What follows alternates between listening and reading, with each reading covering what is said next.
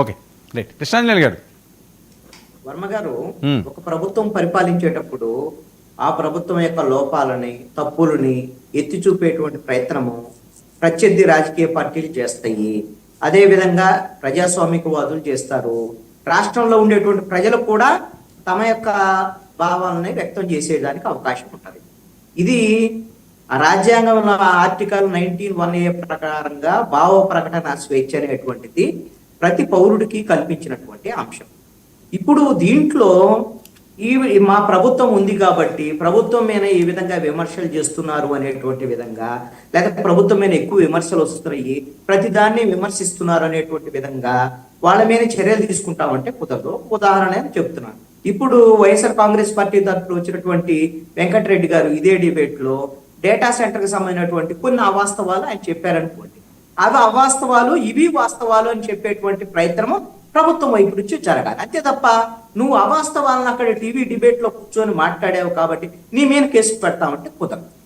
అందుకని ఇప్పుడు కూటమి వాళ్ళకి తెలుగుదేశం, జనసేన, బీజేపీ అధికారంలోకి వచ్చారు కాబట్టి ఇప్పుడు చట్టాలు కావాలి, పీడీ యాక్ట్ దీన్ని ప్రయోగిస్తాము, దీన్ని మొత్తం సవరణ చేసి మొత్తం దీని మీద కఠినమైన చర్యలు తీసుకుంటాం, రేపు పొద్దున రౌడీ షీట్లు తెరుస్తాం, ఇలాంటి విధంగా వీళ్ళు బెదిరించేటువంటి ప్రయత్నం చేస్తున్నారు. ఇదే తెలుగుదేశము, జనసేన వాళ్ళు వైఎస్ఆర్ కాంగ్రెస్ పార్టీ అధికారంలో ఉన్నప్పుడు వీళ్ళు ఈ విధంగా సోషల్ మీడియా మీద పెట్టినటువంటి కేసులు కానీ, రాజద్రోహం కేసులు కానీ, జర్నలిస్టుల మీద నిర్భయ చట్టం కింద కేసులు పెట్టారండి.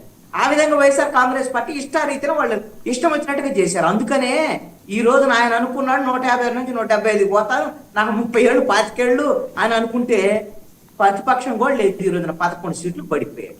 కాబట్టి మీరు జగన్మోహన్ రెడ్డిని చూసి ఇది నేర్చుకోండి అని చెబుతారు. ఏదే అంటే ఇలాంటి తప్పులు చేయకండి, మేము కఠినంగా వ్యవహరిస్తాం, తప్పులు చేసిన ఒక ఫ్రేమ్ ఏర్పాటు చేయాలని. ఏదైతే ఒకవేళ పరిధి దాటి ఎదుటి వాళ్ళ మనోభావాలని కించపరిచేటువంటి విధంగా అది సోషల్ మీడియాలోనే ఇతర చోట్లైనా జరిగితే అందుకు అనుగుణంగా చట్టాలు ఉన్నాయి ఆల్రెడీ, వాటిని సరిగ్గా అమలు చేస్తే చాలు. ఏం జరుగుతుంది ఇప్పుడు? వైసీపీ అధికారంలో ఉన్నప్పుడేమో వైసీపీ వాళ్ళు పెట్టిన కేసులు మాత్రమే పోలీసులు విచారిస్తారు, మిగతా వాళ్ళు ఎవరన్నా వెళ్తే వాళ్ళు బాధితులే, నేరస్తులయ్యారు. ఆ రోజున తెలుగుదేశం, జనసేన ఇట్లా పిటిషన్ తీసుకొని అయ్యో మా మీద ఇట్లా అన్యాయం జరుగుతుందని వెళ్తే వాళ్ళ మీద కేసులు పెట్టారు.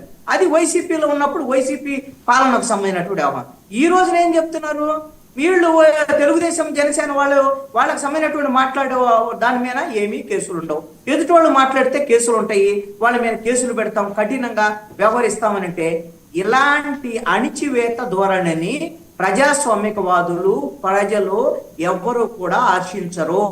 మీకు 164 సీట్లు ఇచ్చినటువంటి ప్రజలే ఖచ్చితంగా ప్రశ్నిస్తారు, తప్పులు జరిగితే ప్రశ్నిస్తారు, పొరపాట్లు ఉంటే ప్రశ్నిస్తారు, వాటికి సమాధానం చెప్పుకోవటమే. కొన్ని అబద్ధాల ప్రచారాలు కూడా జరుగుతాయి, జరిగినప్పుడు అది అబద్ధమో ఇది వాస్తవం అని చెప్పాల్సిందే. అది మన బాధ్యత తప్ప నువ్వు అబద్ధం చెప్పావనేటువంటి దాని మీద కఠినంగా మేము చర్యలు తీసుకుంటామని సోషల్ మీడియాకు సంబంధించినటువంటి విషయంలో అత్యుత్సాహంతో కూటమి ప్రభుత్వం ముందుకెళ్లేటువంటి ప్రయత్నాలని ఉపసంహరించుకోవాలి, వెనక్కి తగ్గాలి అనేటువంటిది నేను నా సూచన. సార్, ఇప్పుడు కృష్ణాంజలి గారు చెప్పిన సోషల్ మీడియాలో కేసులకు సంబంధించి అరెస్టులు ఒకవేళ జరిగితే ముందు హోంమంత్రి గారి నుంచి నారా లోకేష్ వీళ్ళందరి మీద పెట్టాలి కదా. ఇలా ముఖ్యమంత్రి సాక్షాత్తు చంద్రబాబు నాయుడు గారే తిరుమల లడ్డులో జంతువులు కొవ్వు కలిసిందని చెప్పి అబద్ధ ప్రచారం, దాని తర్వాత ఇప్పుడేమో అది కల్తీ కొవ్వు, కల్తీ నెయ్యి అని, ఇప్పుడు మొన్నదా జంతువుల కొవ్వు. ఇదే 1,00,000 లడ్లు అయోధ్యకు తయారు చేసి పంపించారంటే మరి ప్రధానమంత్రి, సుప్రీంకోర్టు న్యాయమూర్తులు, రాష్ట్ర అందరూ అయోధ్య వెళ్ళిన వాళ్ళందరూ లడ్డులు తిన్నారనే కదా. మరి ఇలాంటి ఫేక్ ప్రచారం చేసిన వాళ్ళ మీద కదా ముందు కేసులు పెట్టాల్సింది. లేదు మేము అధికారంలో ఉన్నప్పుడు 30,000 మంది మహిళలు మిస్ అయిపోయారని చెప్పి మాట్లాడినటువంటి వాళ్ళు, మరి ఇట్లాంటి వాళ్ళందరి మీద కదా ముందు కేసులు పెట్టాలి. మొన్నటికి మన హోంమంత్రి అనిత గారు వచ్చి ఏదైతే మెడికల్ కాలేజీలు పునాదులు వేసినప్పుడు ఫోటోలు ఉంటాయి చూడండి, అవి చూపించి పెద్ద వీడియో చేశారు. ఒక్క కాలేజీ కూడా కట్టలేదు అని.